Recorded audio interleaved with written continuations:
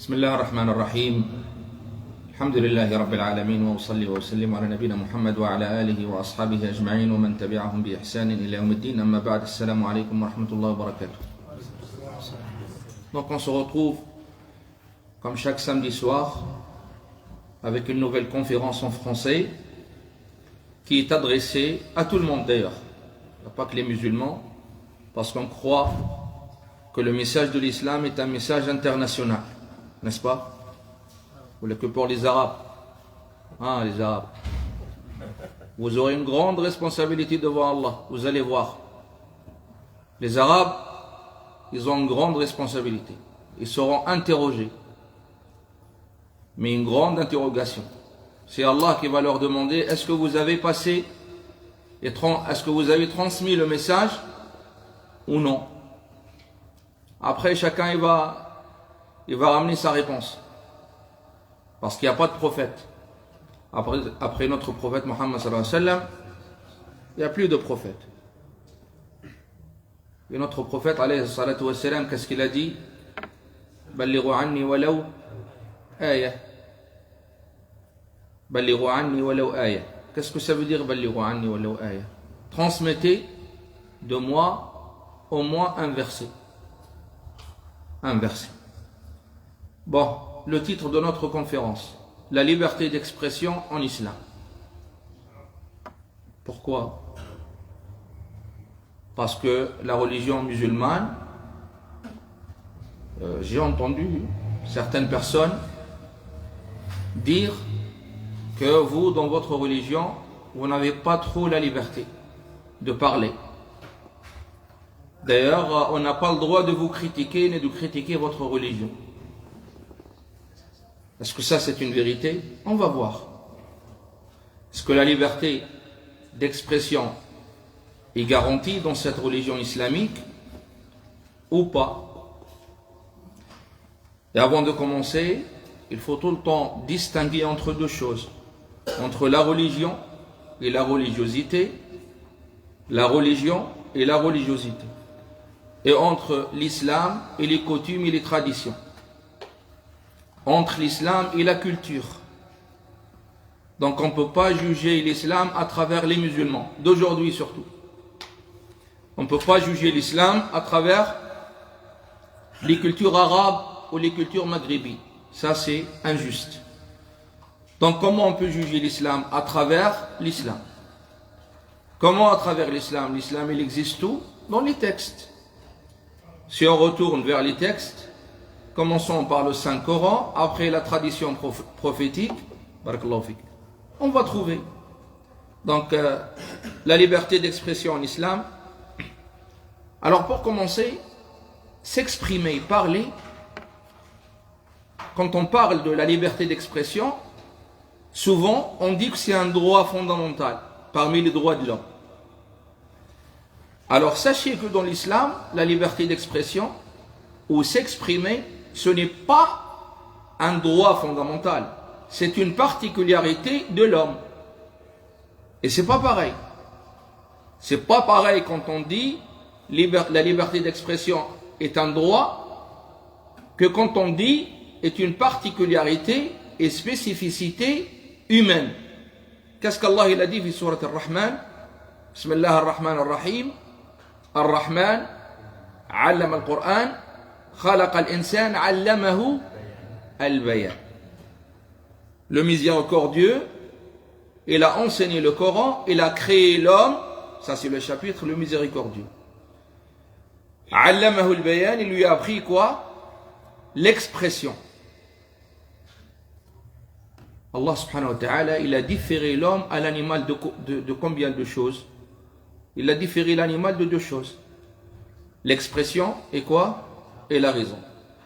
ميز الله الإنسان عن الحيوان بإيش؟ بالعقل والنطق. Donc s'attaquer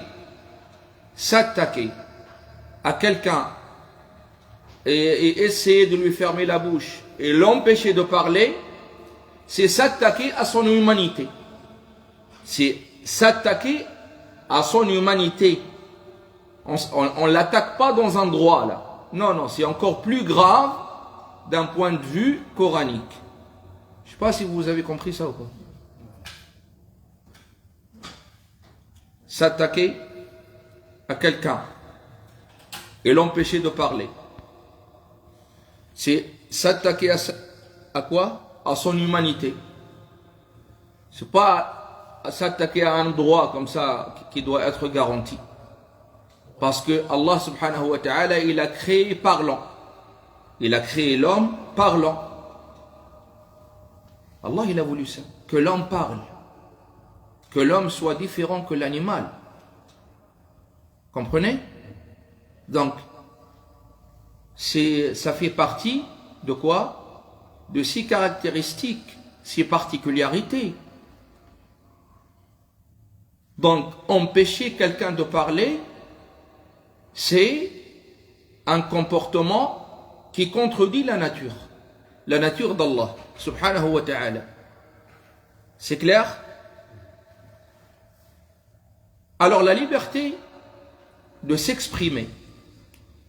Dans le Saint-Coran, après cette petite introduction, on va la trouver bien présente dans tout le Coran. Vous savez le verbe qui s'est répété le plus. C'est quoi le verbe qui s'est répété le plus dans le Coran? Le verbe qala. Qala yaqulu, qultum. Le verbe dire. Il a été conjugué dans tous les temps. Fi'l qala, le verbe dire. C'est le verbe qui a été répété le plus dans le Saint-Coran. Ce qui prouve que la liberté d'expression est garantie dans l'islam. Le dialogue entre Allah subhanahu wa ta'ala et qui? Et le shaitan. Le jour où le shaitan il a désobéi à Allah, Allah subhanahu wa ta'ala, il pouvait le mettre tout de suite à l'enfer. Pouvait le mettre en enfer directement. Dès qu'il a désobéi, il n'a pas voulu se prosterner à Adam comme les anges, il pouvait très très bien dire aux anges, allez, ramenez-le, on n'en veut plus de lui. Non. Allah il a interrogé. Qu'est-ce qui t'a empêché de te prosterner le jour où je t'ai ordonné? Et Allah il sait très bien. Il sait que ce qui a empêché le shaitan, le Satan, de se prosterner, c'est son orgueil, c'est son envie, etc., son arrogance. Et il sait d'avance aussi sa réponse. C'est pour nous apprendre quoi? Qu'aucun peut avoir l'accord de tout le monde. Qu'aucun peut avoir l'accord de tout le monde. Et d'ailleurs, si on pose la question, pourquoi Allah il a créé le shaitan? Pourquoi Allah il a créé le shaitan? Qu'est-ce qu'il y a comme sagesse derrière la création de shaitan? Parmi les sagesses, Allah subhanahu wa ta'ala, il nous fait apprendre que tout homme ou toute personne ne peut pas avoir l'accord de tout le monde pour lui, c'est obligé qu'il y a un opposant. Allah il a créé le shaitan, il savait d'avance que le shaitan il va s'opposer à lui. Mais malgré ça, il l'a créé. D'accord? Je dis ça parce qu'il y a des personnes qui n'acceptent pas le principe qu'on n'est pas d'accord avec eux. N'acceptent pas la critique. Il faut que tu sois d'accord avec lui surtout. Sinon, mais t'es qui toi? Toi t'es qui? Allah subhanahu wa ta'ala, c'est le suprême, le parfait, le Seigneur. Hein? Et malgré ça, il a créé le shaitan, et le shaitan il s'est opposé à lui. Voilà. Et là, il va rentrer dans un dialogue. Qu'est-ce qui t'a empêché de te prosterner? Qu'est-ce qu'il va dire? Il va dire, je suis mieux que lui. Tu m'as créé en feu et tu l'as créé en argile ou en terre. Dans un autre passage coranique, il lui a dit, tu veux que je me prosterne à celui que tu as créé en argile? Ça veut dire c'est quelque chose qui... Ça veut dire il s'oppose à l'ordre de Dieu. Le jur'a. Regardez l'audace. L'audace de shaitan, le jur'a. C'est ou l'insolence. L'insolence. Et l'audace de shaitan. Il ne va pas s'arrêter là. Allah subhanahu wa ta'ala, il va l'exclure du ciel, de la fréquentation des anges. Et là, au lieu de fermer sa bouche, non, il va continuer à parler aussi. Il va commencer à menacer.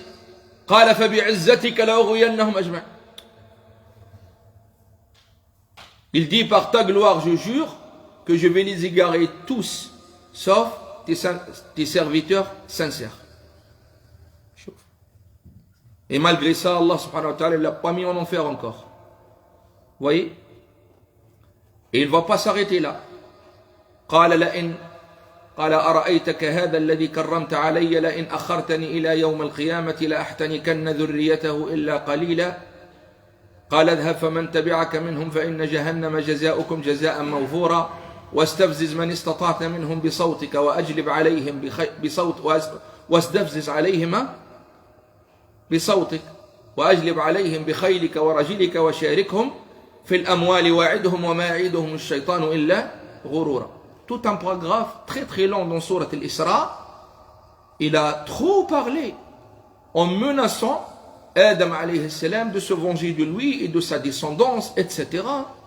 Oh là là là là là là.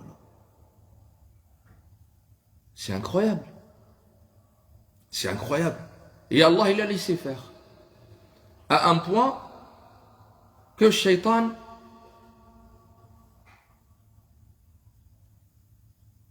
il a remis en cause, écoutez, il a remis en cause le destin en disant قال فبما أغويتني لأقعدن لهم صراطك المستقيم. Sourate Al-A'raf. Il s'oppose à Allah en disant ah, puisque tu m'as égaré, je vais les égarer. Ça veut dire là, il est dans un stade d'ingratitude, le juhud, non? Il ne reconnaît même pas sa faute. Il remet la faute à qui? À Allah. قال فبما الباء هنا للسببية. قال فبما أغويتني لأقعدن لهم صراطك. L'Ighwa, c'est une sorte de quoi? D'égarement. Il dit à Allah, puisque tu m'as égaré, je vais les égarer. Aïe, aïe, aïe, aïe, aïe. C'est quoi ça? Avec tout ce qu'il a dit, il ne va pas s'empêcher de demander à Allah et de faire une invocation, la dua. قال ربي فأنظرني إلى يوم يبعثوا. شوف. Il a dit, mon Seigneur, retarde-moi jusqu'au jour de dernier jugement, jusqu'au jour où ils seront ressuscités. Ça veut dire, n'accélère pas le châtiment pour moi. قال فإنك من المنظرين. Allah il lui a accordé sa demande quand même. Ce dialogue entre Allah et le Shaitan, il s'est répété plusieurs fois dans plusieurs chapitres coraniques. Pourquoi il s'est répété? Pour nous apprendre cette culture. La culture de quoi? De la liberté d'expression et la culture du dialogue. Il y a des gens, ils disent non, non, lui, je ne le parle plus. Oh, non, non, non, je ne serai jamais d'accord avec lui. Comme il y a des personnes, par exemple, ils vont appliquer ce qu'on appelle la jurisprudence de quoi? De la désertion. La jurisprudence de quoi? De la désertion. Fiqh al-hajr. Soi-disant, on va déserter les personnes qui commettent des innovations dans l'islam. Le bid'a. À un point, même s'il te dit salam alaykum, tu ne dois pas répondre wa alaykum salam. Ou le monsieur là, il est en train de se comporter avec une personne, il ne mérite même pas de dire que c'est un innovateur. C'est juste, il a choisi un choix juridique, d'une école juridique, c'est tout. C'est parce qu'il n'a pas suivi son école juridique à lui. Parce que lui, c'est un hanbalite. Il faut que tout le monde soit comme lui. Si tu n'es pas comme lui, ça y est, il coupe les liens avec toi. Il ne te parle plus, il te néglige, il te regarde du haut. C'est quand même grave. On appelle ça le fanatisme juridique. At-ta'assub al-madhabi. Le fanatisme juridique. Quand tu suis une école juridique, tu dois respecter les autres écoles. On est d'accord. C'est pour ça qu'il y a une règle. La inkara fi masail al-khilaf. On n'a pas le droit de quoi? L'inkar. On n'a pas le droit de blâmer. On n'a pas le droit de blâmer quelqu'un dans une affaire juridique de divergence. lui c'est un malikite. Il a le droit de suivre l'école malikite, il a le droit. Ses parents, ils ont suivi l'école malikite. D'accord? Il est du Sénégal, ou il est d'Algérie, ou il est du Maroc, ou il est de Tunisie. Les gens, ils ont hérité quoi? Hein? Ils ont hérité un héritage juridique qui est respectable, qui est respecté. Il ne faut pas le négliger. Et l'imam Malik en personne, l'imam Malik en personne, le fondateur du 12e école juridique. Vous savez l'histoire avec Abu Ja'far al-Mansour? C'est un calife, un vicaire abbassite. Vous savez, Abu Ja'far al-Mansour, il a demandé à l'imam Malik d'écrire le livre al-Muwatta. C'est le premier livre du hadith. Il l'a appelé, lui a dit, ya imam, tu nous écris un livre, mais tu évites deux choses dedans. Tu évites les avis extrêmes d'Ibn Omar et les avis laxistes d'Ibn Abbas. اكتب لنا كتابا ليس فيه رخص ابن عمر ولا شدائد ابن عباس. L'imam Malik, il a écrit Al-Muwatta. Il a rassemblé des milliers de hadiths dedans. D'accord? Tellement le livre, il est devenu réputé et célèbre, etc. Abu Ja'far al-Mansour, il a demandé, c'est le gouverneur général de tout le monde arabe et musulman. Il a demandé à l'imam Malik cette demande. Il lui a dit, tu sais quoi? Je vais mettre ton livre dans la Kaaba. Et je vais obliger tous les musulmans de l'Orient, de l'Occident, de tous les pays, de le suivre et de l'appliquer. Écoutez l'imam Malik, qu'est-ce qu'il a dit? Il a dit non, jamais. Je ne suis pas d'accord. Il lui a dit pourquoi? Il lui a dit, attends, avant moi, il y a eu des écoles. Avant moi, il y a eu des avis d'autres savants. Les gens, ils ont leur école et leurs savants. Pourquoi tu veux obliger tout le monde à suivre mes avis à moi? Chauffe-toi là, ma chauffe. Il y a des personnes, ils ont ce qu'on appelle dhiq al-sadr.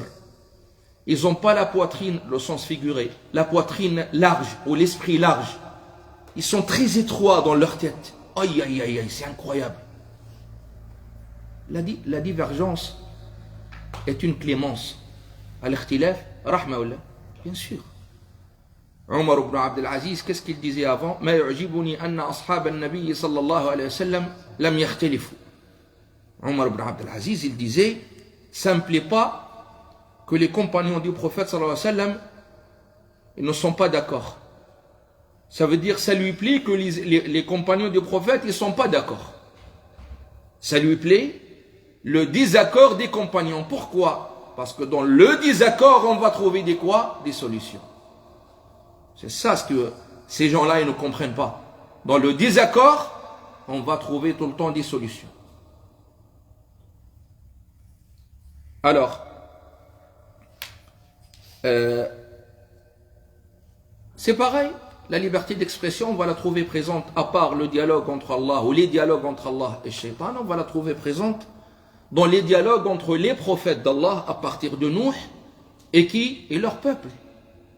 Des polythéistes. Alors si vous lisez le Coran du début à la fin, vous allez trouver des passages qui parlent des dialogues entre les prophètes, les messagers de Dieu, et qui?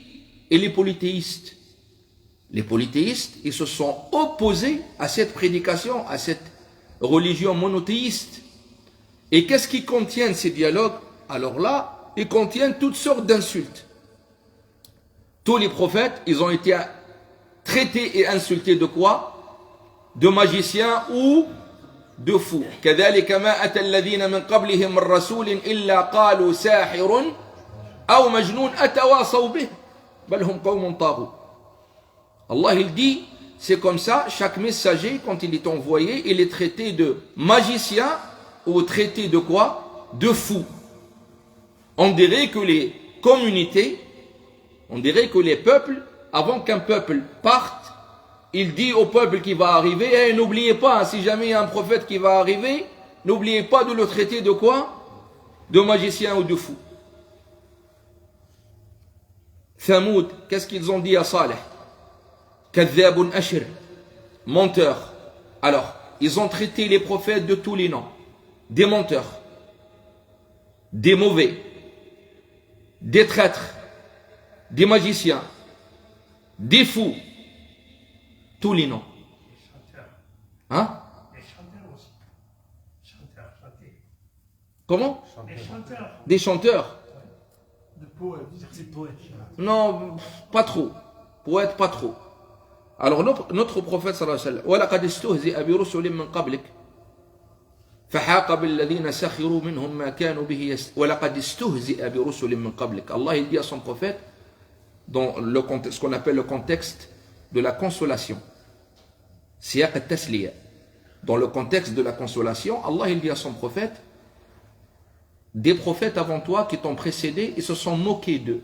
On dirait qu'il lui dit, calme-toi, t'es pas le seul. Même tes frères avant, les messagers d'avant, ils se sont moqués d'eux aussi. Vous voyez, c'est pour le fortifier. Alors, sachez que l'islam, c'est la religion de la franchise. L'islam, c'est la religion de la franchise. L'islam, il encourage l'homme à parler, il incite la personne à exprimer ses convictions et à ne pas faire le double face. Et c'est pour ça, les hypocrites dans l'islam, ils sont considérés les pires. Pourquoi les pires? Les hypocrites, ils sont pires auprès de Dieu que les polythéistes, que les mécréants. Parce que les hypocrites, ils ont une double face, double visage, double langage, double discours. Et le Coran, il est plein de passages qui sont pleins de quoi? De les blâmer. يَقُولُونَ بِأَفْوَاهِهِمْ مَا لَيْسَ فِي قُلُوبِهِمْ. Allah, il dit, il parle des hypocrites en disant, يَقُولُونَ بِأَفْوَاهِهِمْ, qu'est-ce que ça veut dire? Ils prononcent avec leur langue ou leur bouche ce qui n'est pas dans leur cœur.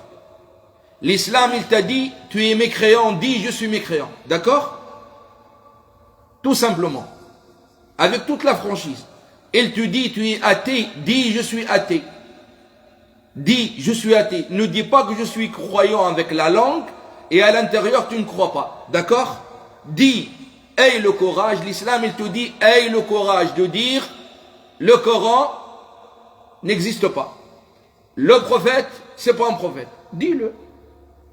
Dis-le. Mais de là à que tu te proclames et tu te fais passer pour un croyant, là, ça ne marche pas. Et c'est pour ça, Allah subhanahu wa ta'ala, il a menacé les hypocrites de quoi? Du châtiment le plus douloureux. Innal munafiqina fi ad-dark al-asfal. Les hypocrites sont dans quel étage? Le dernier étage, on dit. Le dernier sous-sol de l'enfer. Pourquoi? Parce que c'est des traîtres, c'est des lâches. L'islam, il aime le courage. D'accord? Le Seigneur, il aime que l'homme soit courageux. Il ne faut pas comprendre mon discours à l'envers. Je ne suis pas en train d'encourager à quoi? À mécroire Allah et son prophète. C'est pas ça. Mais pour vous dire la position coranique, la position de l'islam envers les gens, elle diffère d'une personne à une autre. Les polythéistes, qu'est-ce qu'Allah il a dit?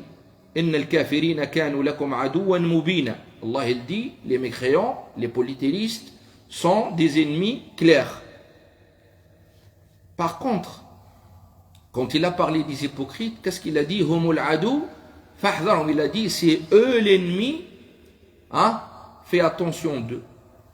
Les vrais ennemis, c'est qui? C'est les hypocrites. Parce que les hypocrites, ils ont un double visage. Il dit que je suis musulman, je suis croyant, mais en vérité, il ne croit pas, ou il ne croit à rien. Alors, par rapport au prophète sallallahu alayhi wa sallam, la liberté d'expression est présente clairement dans le Saint-Coran et dans la biographie du prophète sallallahu alayhi wa sallam. On la trouve présente par rapport à ce que le prophète avait subi. Le prophète Mohammed sallallahu alayhi wa sallam, il avait subi beaucoup dans les deux périodes. La période mécoise, qui est la période de la faiblesse, il avait subi aussi dans la période médinoise, qui est la période de quoi? De la force. quand il avait le statut d'un gouverneur. Il ne s'est pas échappé. Ah, ils ne l'ont pas chopé, ça c'est certain. Il le confirme, et le Coran le confirme. وَلَقَدْ نَعْلَمُ سورة الحجر مكية, un chapitre mécois. وَلَقَدْ نَعْلَمُ أَنَّكَ يَضِيقُ صَدْرُكَ بِمَا يَقُولُونَ. Allah il dit, on sait très bien que ton cœur devient triste, plus ou moins, de ce qu'ils te disent. Ça veut dire il entendait des paroles blessantes. Ça c'est la période mécoise. On l'a traité de quoi? Sahabi. Qu'est-ce que ça veut dire sahabi? Quand quelqu'un se convertit à l'islam, les Arabes ils disent sabah. Qu'est-ce que ça veut dire sabah? C'est un verbe au passé. Sabah, ça veut dire quoi? Ça veut dire il a rejeté la religion de ses ancêtres. Voilà. Il a rejeté la religion de ses ancêtres. Et le prophète sallallahu alayhi wa sallam, on le traite de quoi? De sahabi.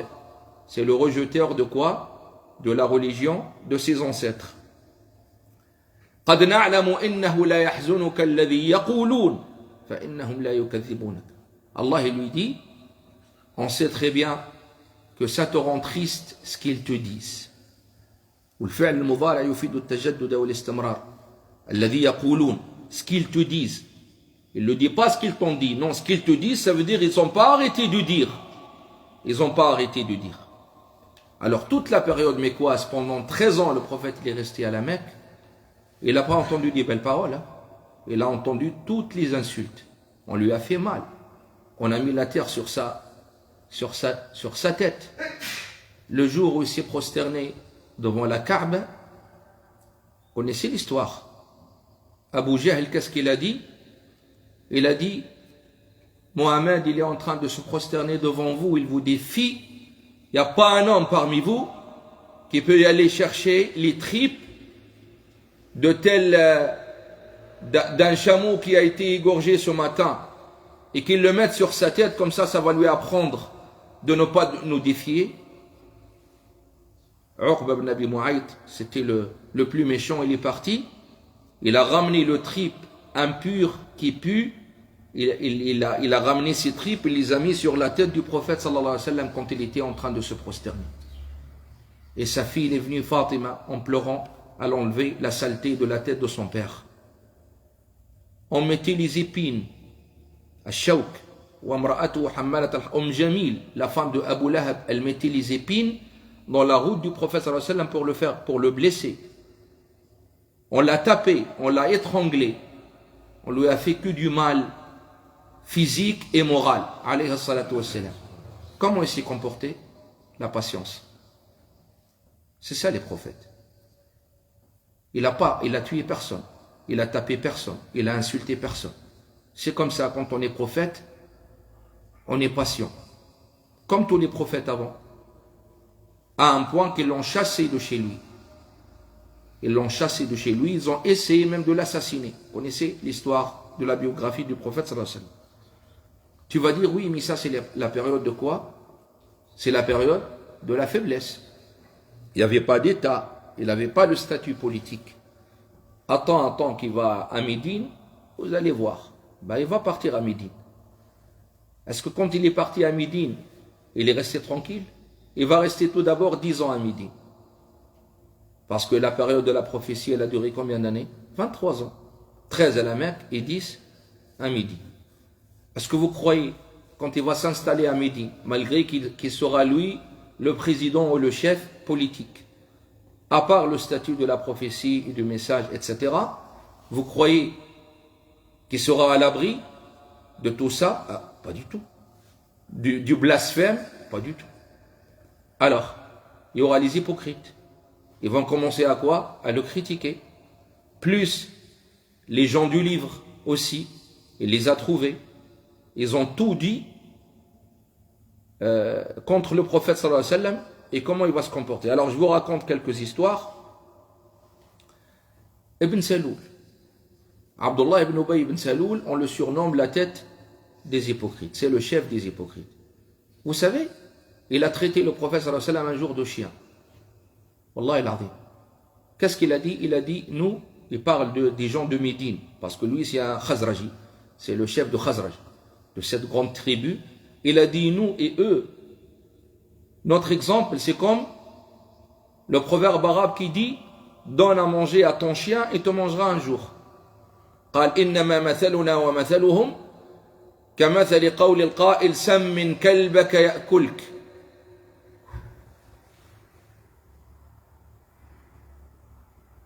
Donne à manger à ton chien et il te mangera un jour.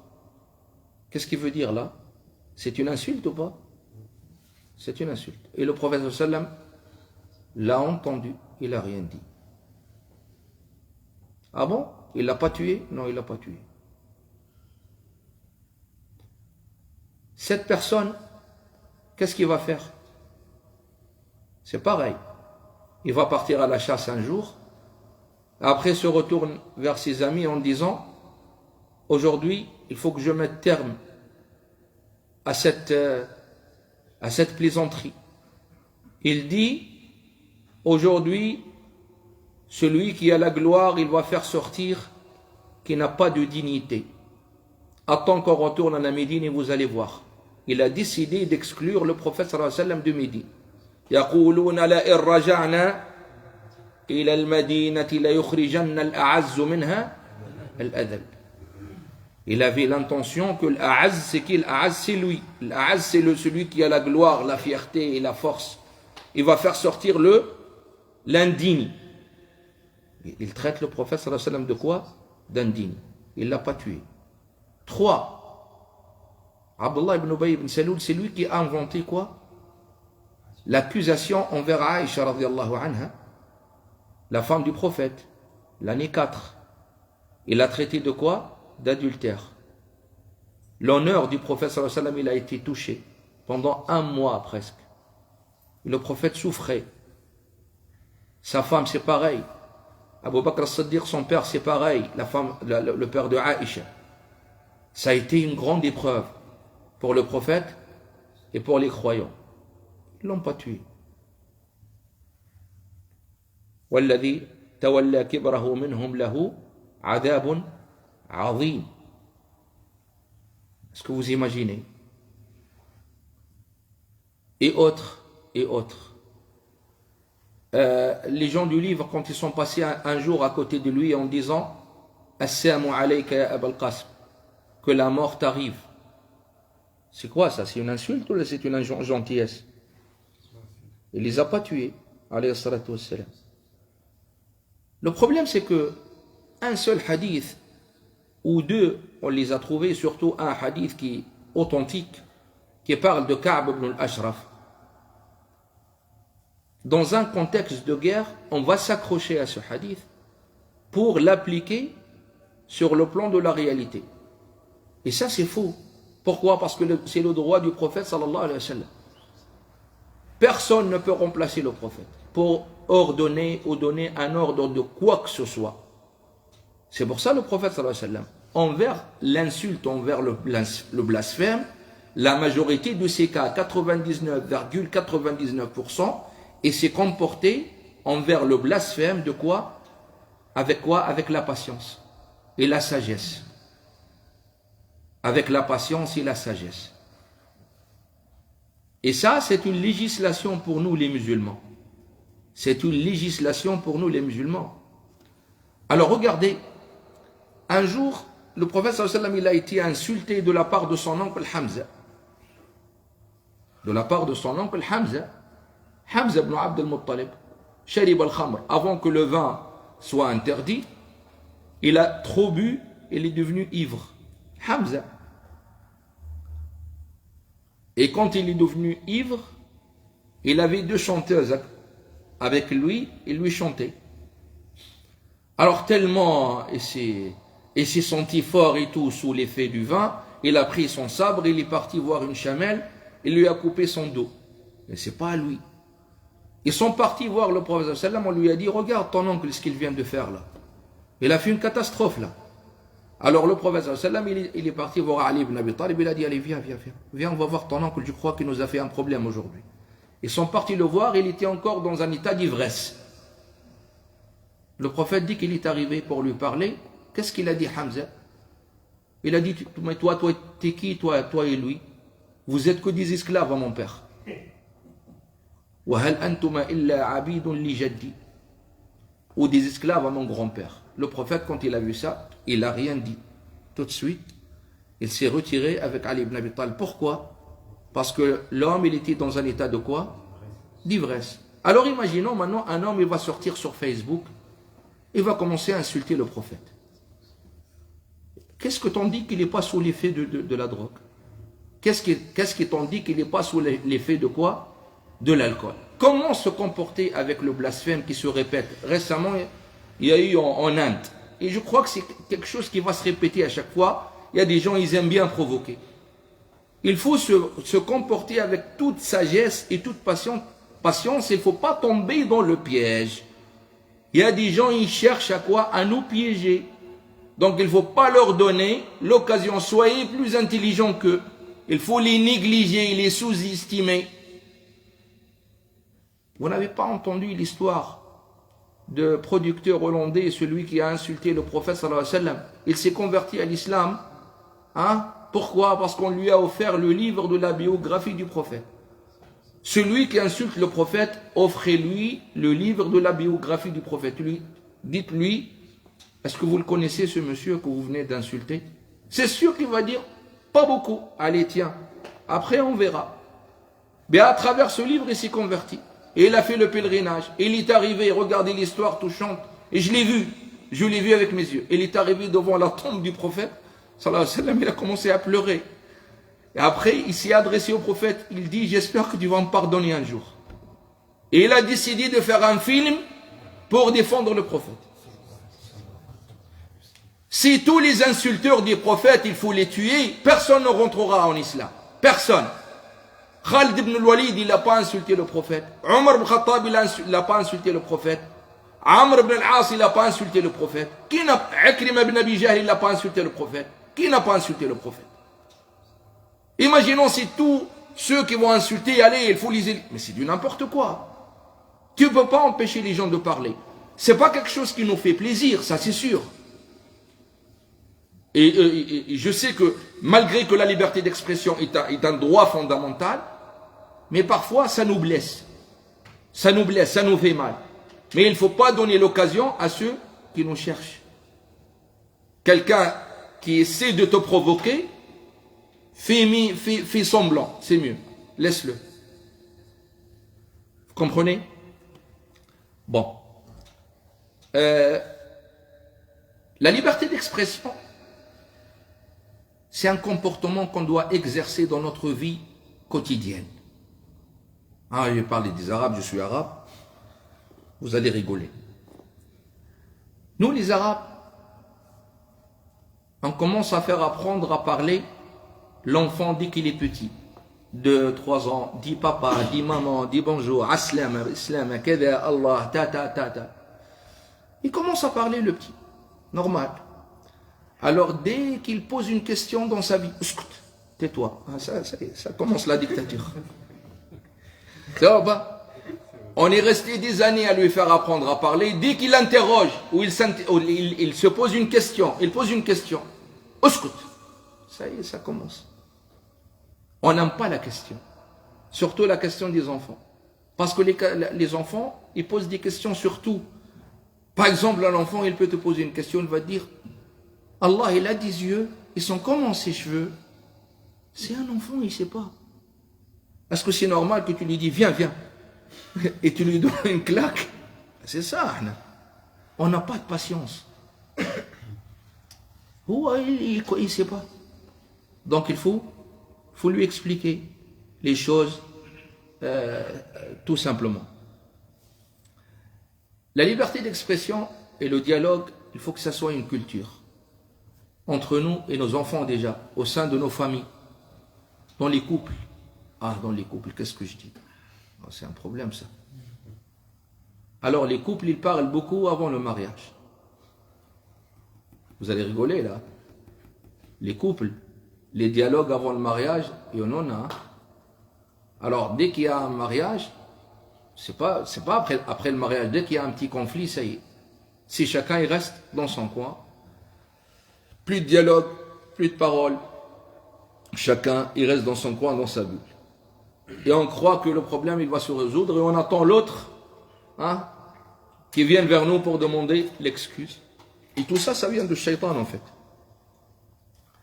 Est-ce que vous savez que Omar al-Khattab, il a une histoire avec ça. Une fois, il a parlé devant sa femme, il avait, je sais pas, il avait parlé de quelque chose, il a décidé de faire quelque chose dans sa vie.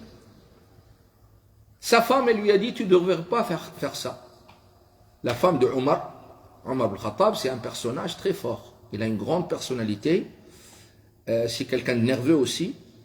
Alors la femme de Omar al-Khattab, elle lui a dit, tu ne devrais pas faire ça. Ya Ibn al-Khattab, ma ara an taf'ala hada. Il s'est retourné vers elle et lui a dit, tu parles? Ça ne te regarde pas ça. Elle lui a dit, Ya Ibn al-Khattab, tu n'es pas mieux que le prophète sallallahu alayhi wa sallam. Elle dit, Wallahi, le prophète sallallahu alayhi wa sallam, parfois, il rentre dans un conflit avec ses femmes et il ne parle pas avec ses femmes pendant toute la journée. Il a dit, quoi? Elle lui dit, oui. Et tout de suite, il va se diriger vers qui? Vers sa fille Hafsa. Parce que la fille de Omar, c'est l'épouse du prophète. Il rentre. Il lui dit, ma fille, c'est vrai que vous vous opposez aux paroles du prophète? C'est vrai qu'il y a des conflits entre vous et le prophète? Parfois? Elle a dit, bah oui. Elle a dit, il lui a dit, même toi? Il a dit, bah même moi. Omar al-Khattab, il dit, attends, le châtiment du ciel, il va tomber sur ta tête un jour. Et le prophète sallallahu alayhi wa sallam, il l'a entendu. Il a entendu.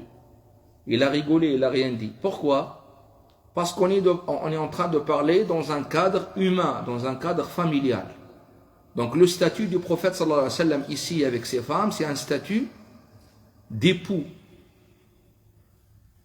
D'époux et de mari. Un statut humain.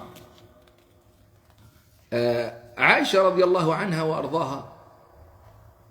Un jour, le prophète sallallahu alayhi wa sallam lui a dit, moi je sais quand est-ce que tu es en colère contre moi et quand est-ce que tu es satisfaite de moi.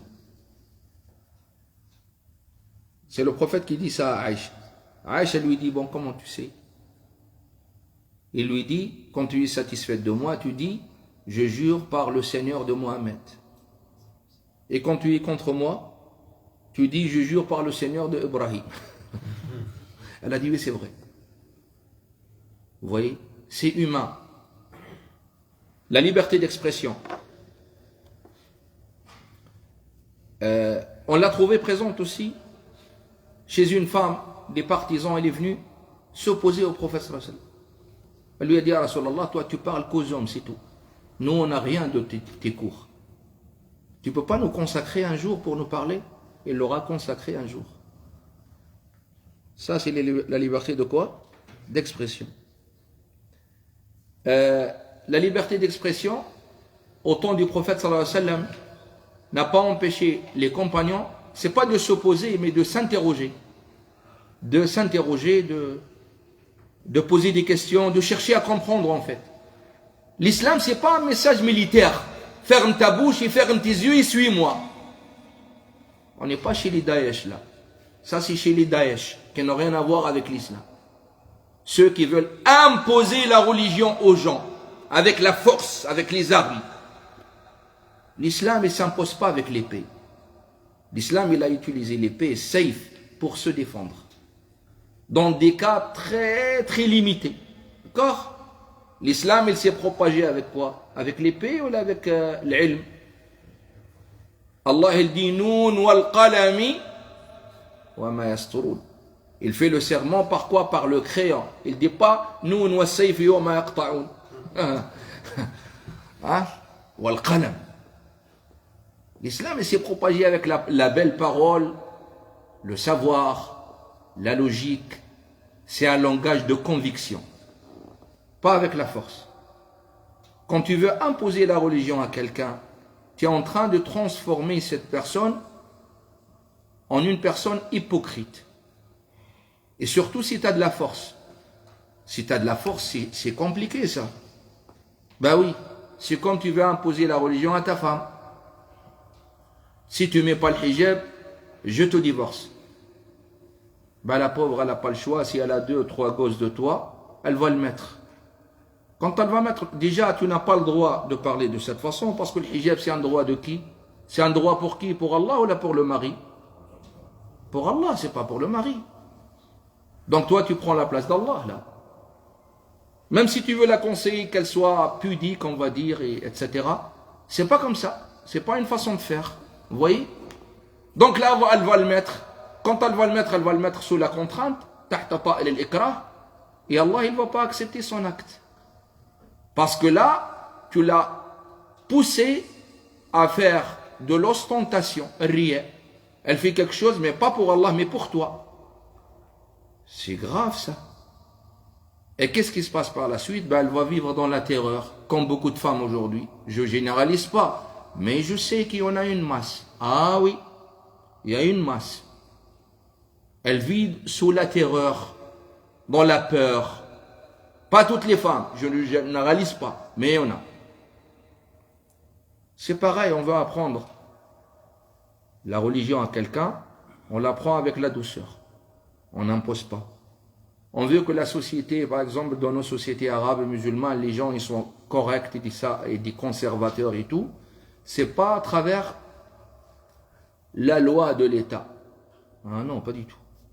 C'est pas comme ça. Quand on impose la religion, on transforme les gens en hypocrites.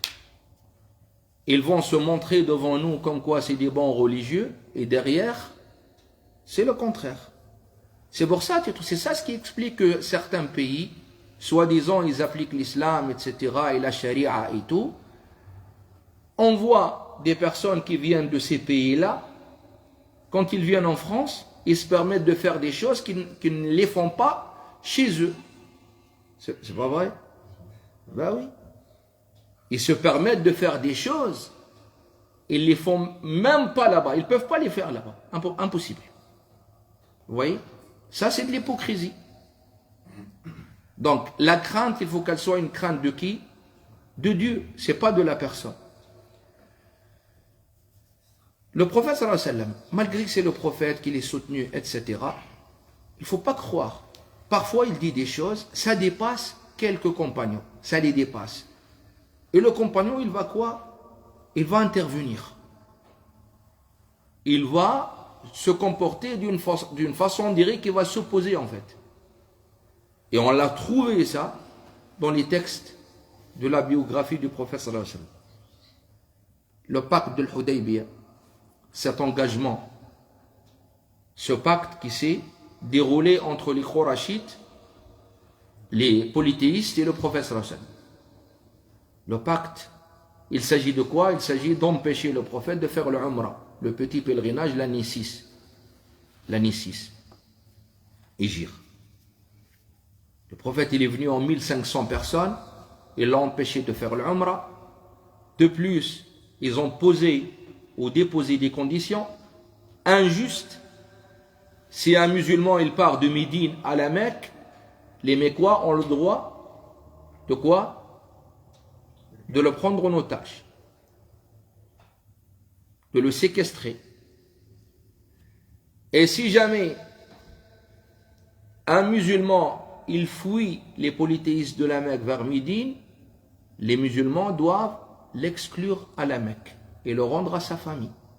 C'est injuste. Et le prophète, il a accepté. Pourquoi? Parce que dans le pacte entre eux et lui, il n'y a plus de guerre pendant 10 ans. Plus de guerre militaire, plus de confrontation militaire. Allah subhanahu wa ta'ala, il a révélé à son prophète de quoi? D'accepter ça. Sulh al-Hudaybiyah. Ce jour-là, Omar ibn Khattab, je ne vous dis pas comment il s'est comporté. Il est venu vers le prophète, il lui a dit, toi, tu n'es pas Rasulullah.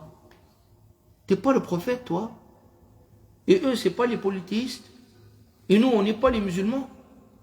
On n'est pas sur la bonne voie. Et eux, c'est des gens égarés. Comment tu peux accepter ça? Et le prophète sallallahu il a compris. Il a dit, je suis Rasulullah. Haqqan. Eux, c'est les polythéistes. Et je suis ce que Allah il me révèle. Et malgré ça, il n'était pas convaincu. Il part voir Abu Bakr. Il part voir Abu Bakr et il lui dit, mais il n'est pas Rasulullah. Comment il peut accepter ça? Il lui dit, hey, calme-toi. Et c'est ce qu'il fait. Là, le prophète sallallahu alayhi wa sallam vis-à-vis de Omar, il ne l'a pas blâmé. Il ne lui a pas dit, hey, c'est moi le chef, c'est moi le président, mettez-le en prison. Comme dans les pays arabes, tu n'as pas le droit d'ouvrir ta bouche, sauf chez le dentiste.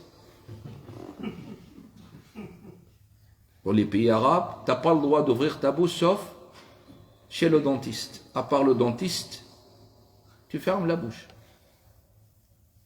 Eh oui. On ne parle pas de liberté d'expression là-bas. On parle de l'hypocrisie. Ça veut dire qu'il t'oblige à être hypocrite envers eux. Faut que tu dises, ah, machallah, c'est bien. Faut que tu applaudisses. Hein, que tu dises oui à tout. C'est incroyable ça. Abu Bakr ou Omar, il y avait une tribu qui est venue vers le prophète sallallahu alayhi wa sallam. Et le prophète, il lui a accordé une mission. Le prophète, il cherchait une personne pour qu'il l'envoie responsable comme un chef sur cette tribu. Alors Omar ibn Khattab et Abu Bakr Siddiq, ils étaient là. Abu Bakr Siddiq, il a dit à Rasulallah, Amr alayhim al-Aqra' ibn Habs. Il a dit, envoie-leur un chef, al-Aqra' ibn Habs, un personnage. Omar ibn Khattab, il a dit non, al-Qaqa' ibn Amr, ou autre. Abu Bakr Siddiq lui a dit, tu sais quoi, toi tu as cité le dernier pour me contredire. Voilà. Tu fais tout le temps les choses contre moi. Il lui a dit non, je ne veux pas. Je ne veux pas te contredire.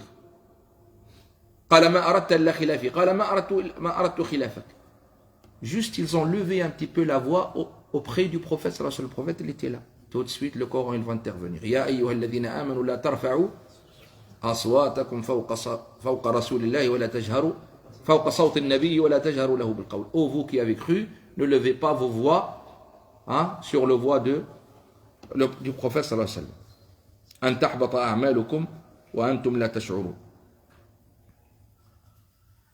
La liberté d'expression, on l'a trouvée présente aussi avec le prophète sallallahu alayhi wa sallam quand il a interdit de traiter, que l'homme traite sa femme de quoi?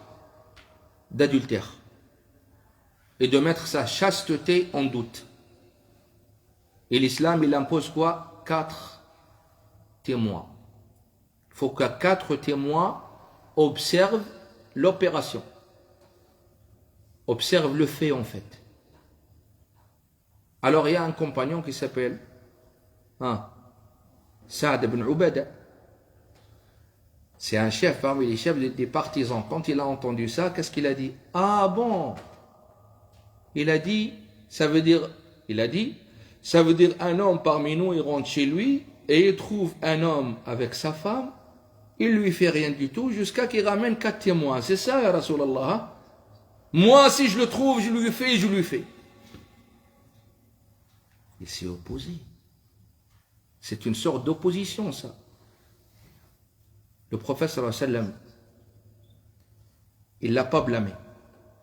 Il a dit, vous êtes étonné de la jalousie de Sa'd ibn Ubada. Je jure par le nom d'Allah, je suis plus jaloux que lui. Et Allah est encore plus jaloux que moi. Et par la jalousie de Dieu, il a interdit les perpétudes, la turpitude entière. C'est pareil. On va trouver cette liberté d'expression dans la politique des 4 califes. Vous savez, Abu Bakr as-Siddiq, quand il a pris le relais, après le prophète sallallahu alayhi wa sallam, quand il a pris le relais après le prophète, qu'est-ce qu'il a dit? Il a fait un serment, un discours. Il a dit aujourd'hui je suis votre chef politique, mais je ne suis pas mieux que vous. Écoutez.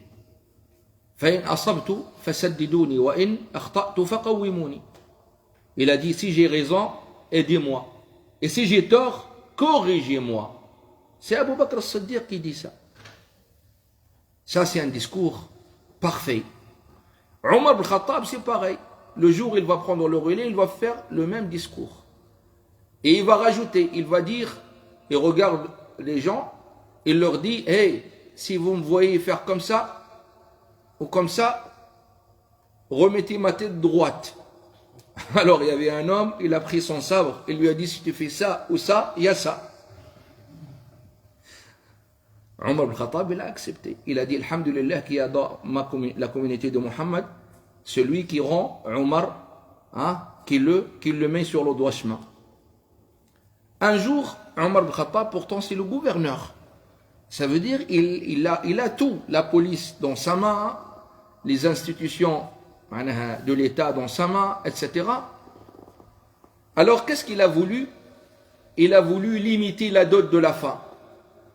Il a voulu limiter la dot de la femme. Il a voulu limiter la somme. Il a dit voilà, apparemment, la dot elle devient très très chère et ça empêche les jeunes de se marier et ça c'est pas bon. Si les jeunes ne peuvent plus se marier, ah, ça c'est un autre sujet ça. Aujourd'hui le mariage il devient très cher, hein?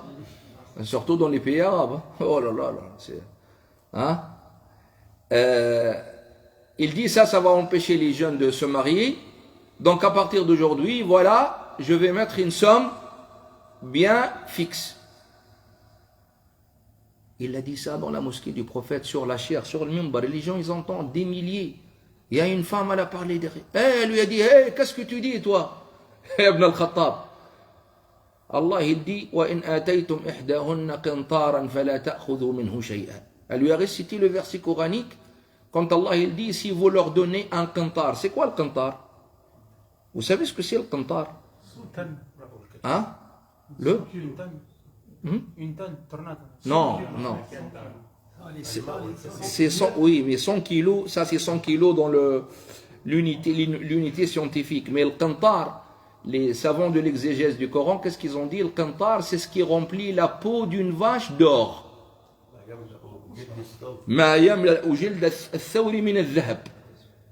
Allah il dit, si tu donnes à une femme ce qui remplit la peau d'une vache, ce qui remplit la peau d'une vache d'or, tu n'as pas le droit de le reprendre, bien sûr, surtout si tu as consommé le mariage.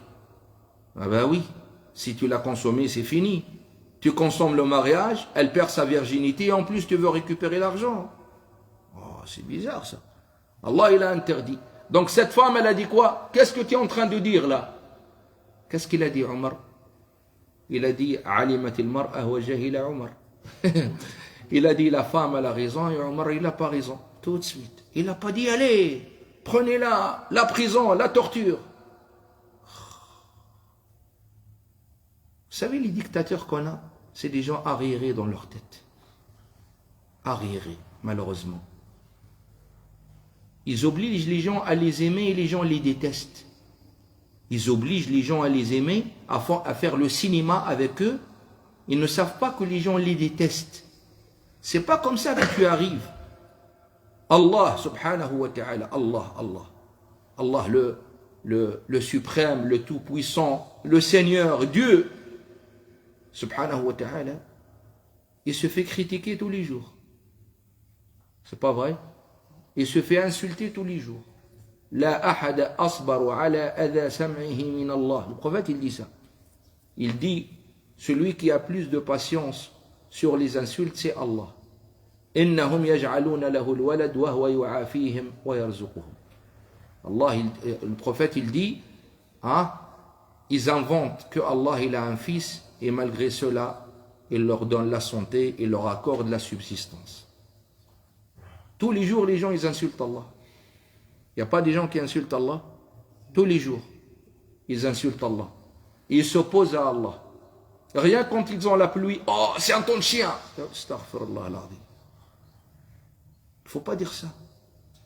La pluie est une miséricorde d'Allah, subhanahu wa ta'ala. Ah, il fait moche. Il fait tout le temps beau. Tout ce qui vient d'Allah, c'est beau. C'est ce qui vient de l'homme, c'est pas beau parfois. Mais tout ce qui vient d'Allah, c'est beau. Parce que tout ce qu'Allah il fait, il y a une sagesse derrière. La pluie, il y a une sagesse derrière. Ben oui, les tempéries, tout, même les catastrophes naturelles. Il y a tout le temps une sagesse. Dans le mal, il y a tout le temps un bien. Vous comprenez? Donc malgré ça, regardez Allah subhanahu wa ta'ala. C'est pour ça qu'il dit dans le Saint-Coran, Si Allah il jugeait les gens avant leur mort et avant la résurrection, il ne restera aucun sur terre. Imaginons si jamais Allah il juge la personne tout de suite. Dès qu'il désobéit, hop, il paye la facture. Dès que tu désobéis, tu payes la facture tout de suite. Alors personne ne restera sur terre. Et c'est pour ça, parmi les noms divins d'Allah, Al-Halim. C'est celui qui a l'attribut de l'Hilm. C'est quoi l'Hilm? L'Hilm, c'est celui qui n'accélère pas la punition, celui qui tarde la punition. Il te laisse le temps pour que tu réfléchisses, pour que tu te remettes en question. Peut-être tu vas te réformer, te corriger. Allah il est clément, subhanahu wa ta'ala. Le prophète sallallahu alayhi wa sallam, il nous a appris aussi que la liberté d'expression fait partie des grands efforts religieux. Qu'est-ce qu'il a dit? Sayyid al-shuhada'i Hamza ibn Abd al-Muttalib wa rajulun qama ila imamin fanahahu fa'amarahu wa nahahu faqatalahu. Le prophète il dit les meilleurs des martyrs, c'est Hamza ibn Abd al-Muttalib, c'est son oncle, et un homme, il s'est opposé à un gouverneur injuste. Il a interdit de faire son injustice et il l'a tué. Ah ben oui, parfois tu t'opposes à un gouverneur, malgré que tu t'opposes pacifiquement, mais il ne va pas te laisser tranquille. وقد قال عليه الصلاة والسلام أفضل جهاد كلمة حق عند سلطان جائر. Le prophète sallallahu alayhi wa sallam il dit le meilleur des efforts ou des jihad, c'est de dire une parole devant un gouverneur injuste. Ben oui, comme les savants, les vrais savants qui craignent Allah. Alors les fondateurs des 4 écoles, ils ont passé par ce chemin. Personne n'a été à l'abri, personne. Ni Abu Hanifa, ni Malik, ni Al-Shafi'i, ni l'imam Ahmed, ni les autres. Ils se sont trouvés dans des situations un petit peu délicates. Ils étaient obligés de dire la vérité et de s'opposer à certains choix, et ça leur a coûté. Mais ça fait partie de quoi? De l'épreuve. La liberté d'expression, aussi, on l'a trouvée présente au temps de Omar ibn Khattab. Au temps de Omar ibn Khattab, c'est pareil, on l'a trouvée présente. Bilal, il n'était pas d'accord avec Omar ibn Khattab par rapport à son choix politique des terres qui ont été conquises. Voilà. Parce que la terre qui est conquise, au temps d'Abu Bakr as-Siddiq, qu'est-ce qu'il faisait? Il partageait ça sur les soldats. Ard al-Futuhat. Yaqsimuha bayna al-junud. Omar ibn Khattab, il a dit non, à partir d'aujourd'hui, si jamais il y a une terre conquise, elle appartient à quoi? À qui? À l'État. Moi, je préfère la donner, la louer à des gens qui veulent travailler, et qu'elle reste à la propriété de quoi? De l'État. Bilal, le grand compagnon, le mu'adhin du prophète, il n'était pas d'accord. Il critiquait Omar partout. Il a même formé une opposition politique contre lui, contre Omar ibn Khattab. Partout il le critique, partout il le critique. Qu'est-ce qu'il a fait Omar? Pourquoi il n'a pas fait? Il a contredit le prophète sallallahu alayhi wa sallam et Abu Bakr as-Siddiq. Omar ibn Khattab, qu'est-ce qu'il faisait? Allahumma kfini Bilal, Allahumma kfini, ya Allah, protège-moi de Bilal. Il ne l'a pas emprisonné. Il ne l'a pas mis en prison. Il ne l'a pas torturé. Tu ne peux pas avoir l'accord de tout le monde, c'est pas possible. Je voulais les prophètes d'Allah. Malgré l'excellence, la perfection, le comportement, la prophétie, le message, les miracles, c'est qui les ont suivis? C'est la minorité. وَمَا آمَنَ مَعَهُ إِلَّا قَلِيلٌ. Tu ne peux pas avoir l'accord de tout le monde. C'est pas possible. Tu ne peux pas satisfaire à tout le monde. Tu seras tout le temps critiqué, que tu sois un gouverneur, que tu sois un savant, que tu sois un penseur, que tu sois un patron, que tu sois même au sein de ta famille. Le désaccord, c'est quelque chose de naturel. حتى الملائكة, ils sont en désaccord. ما كان لي من علم بالملأ الأعلى إذ يختصمون. Même les anges d'Allah subhanahu wa ta'ala, parfois, ils sont en désaccord par rapport à certaines choses. On ne peut pas être d'accord sur tout. Ce n'est pas possible. Donc c'est une culture à changer en fait. C'est une habitude à changer.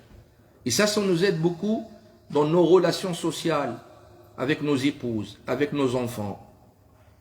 Ah, avec les enfants, ça c'est une autre histoire. Ah, oh là là, les pauvres enfants.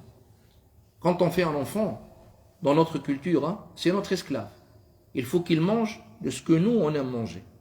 Il faut qu'il s'habille de ce que nous, on aime qu'il s'habille. Jusqu'à le mariage, il faut qu'il se marie avec la femme que moi, je veux lui faire marier. Hop, hop, hop, hop. Et tout le temps, je lui mets la pression et le chantage. Ah, si tu fais pas ce que je te dis, tu es un désobéissant.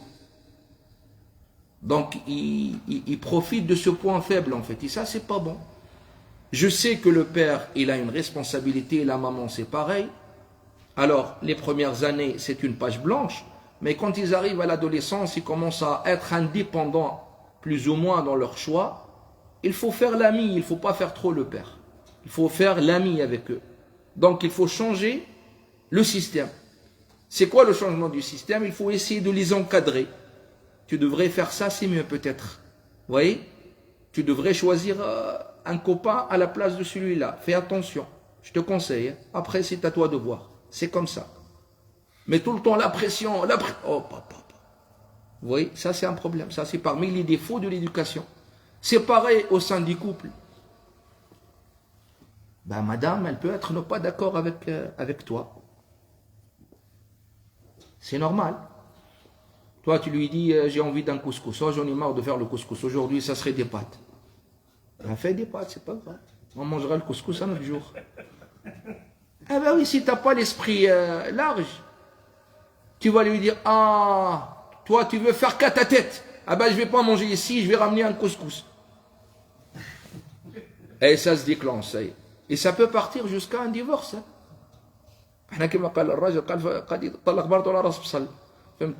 Pour un oignon, il peut divorcer sa femme. Pour un oui ou pour un non. C'est n'importe quoi. Mais c'est du n'importe quoi. Aujourd'hui, le divorce, il est en train de ravager la communauté. Si tu cherches les causes, mais si... Hein? C'est des causes ridicules. Qui n'ont aucun sens en fait. Parmi les causes, c'est l'absence du dialogue. Dialogue avec elle, c'est pas grave. Et surtout quand il s'agit d'un couple qui sont différents dans leur culture. Ça veut dire un mariage mixte. Un Tunisien avec une Algérienne, un Algérien avec une Marocaine, un Tunisien avec une Marocaine, un Marocain avec une Tunisienne, un Maghrébin avec une Française, un Français avec une Maghrébienne. Mariage mixte. C'est une richesse, ça c'est sûr. Parce que c'est le croisement de quoi? De culture. C'est une richesse si on a l'esprit ouvert. Si on a l'esprit ouvert. Et on sait faire des concessions. Et de ne pas rejeter ce que l'autre il en a. D'accord? Ça peut se faire, c'est pas quelque chose d'impossible. Mais celui qui n'a pas l'esprit ouvert, je vais lui dire, tu sais quoi? Va te marier avec ta voisine ou ta cousine. C'est mieux. Tu ne pourras pas. Le dialogue. Donc on peut être d'accord sur des choses, comme on peut ne pas être d'accord sur certaines choses. Il faut essayer d'être d'accord le maximum dans un couple, c'est sûr, surtout sur les principes fondamentaux de la famille, surtout sur la façon d'éduquer. Ah oui. Parce que si l'homme, il prend à droite, enfin, le père, il prend la direction du droite et la maman du gauche, l'enfant, il est perturbé après. Il sera perturbé, il va se pencher vers où? Vers la facilité. Et en général, le papa, c'est le juge et la maman, c'est l'avocat ou l'avocate. Le papa, c'est la loi et la maman, c'est l'amour. C'est vrai ou pas? Le papa, c'est la loi.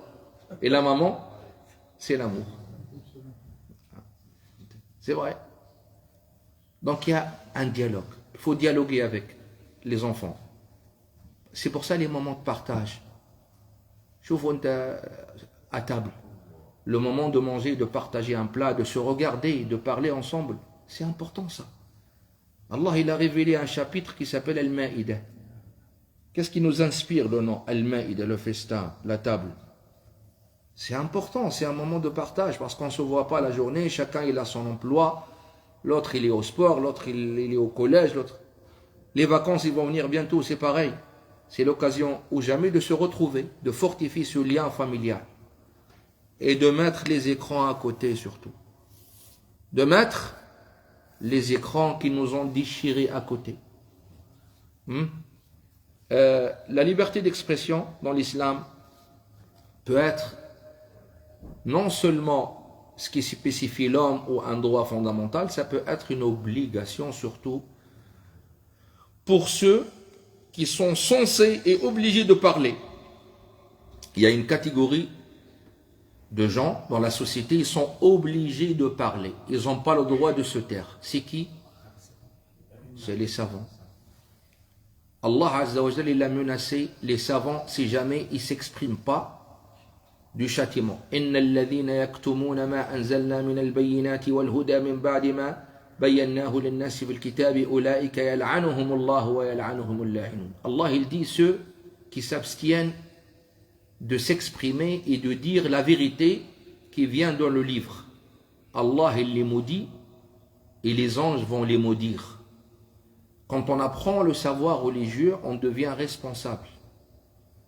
Parfois, comme ça, je me dis, mais pourquoi tu as choisi ce chemin? Wallah. Pourquoi tu ne changes pas de domaine et tu te tais, tu laisses tout tomber? Après, je me dis, non, j'ai pas le droit. Non, j'ai pas le droit de me taire. Ah ben oui, c'est une responsabilité. C'est comme un médecin, il ne va pas conseiller les gens. Allah, il lui a fait apprendre cette médecine, la médecine et cette science noble pour soigner. Parce que, bon, tu vas dire, oui, mais attends, tu te compares au médecin? Ben, la religion, c'est comme la médecine aussi. Hein? Non? Si la médecine est une science, hein, oui, la médecine est une science physique. Et la science religieuse est une médecine morale. Parce qu'elle sert à guérir quoi? Les cœurs, les âmes des gens et leur tête surtout. L'homme, c'est pas que du corps seulement. Comprenez? On en a besoin de quoi? D'apprendre la belle parole, les valeurs, etc. Et tout ça, ça vient d'Allah, subhanahu wa ta'ala, dans son livre et des prophètes de Dieu. Donc, c'est un engagement. Le savoir religieux, c'est un engagement. وَإِذْ أَخَذَ رَبُّكَ إيش قال في سورة آل عمران وإذ أخذ الله ميثاق الذين أوتوا الكتاب لتبيننه للناس ولا تكتمونه. Allah il a pris l'engagement sur ceux qui les a fait apprendre le livre de l'enseigner. De l'enseigner. L'amr bil ma'rouf wa nahy anil munkar. Inciter le bien et interdire le mal. C'est une obligation ou pas? لا تأمرن بالمعروف ولا تنهون عن المنكر أو لا يوشكن الله أن يرسل عليكم عقابا أو عذابا فتدعونه فلا يستجاب لكم. Le prophète il dit ou bien vous allez inciter le bien et vous allez interdire le mal, ou Allah il va vous envoyer un châtiment général. Il va vous châtier, après vous allez faire des invocations et Allah il ne va pas accepter vos invocations. Inciter le bien et interdire le mal, c'est la parole. Alors ça se fait avec plusieurs façons, à travers les sermons du vendredi, khutbat al-Jumu'ah, les conférences, les livres, les articles. Il faut utiliser tous les moyens possibles. Pourquoi? Pour s'exprimer et pour éclaircir le chemin, le droit chemin pour les gens. La liberté d'expression, pour clôturer, malgré que c'est un droit fondamental dans l'islam, ça reste quand même une liberté, mais chaque liberté, elle est limitée. Comment chaque liberté est limitée?